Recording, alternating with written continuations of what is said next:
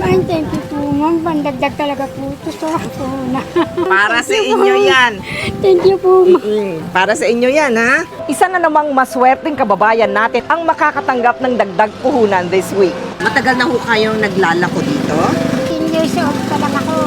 18 years old. Oo, ano na ako ngayon, 55. Ano ho ang pinakamalakas dito sa lahat ng binibenta ho ninyo? Gulay lahat. Kaya wala po ako ngayong kamatis kasi mahal ang puhunan. Pero yun ang malakas sana. Opo. Kamatis. Magkano ho naman ang nabibenta sa araw-araw? Nakaka 5-5, ganyan po. Sa isang araw. So malakas din. Yung benta, magkano ho ang puhunan ninyo doon? For mga 4-3, ganyan po. So meron ding mahigit 1,000.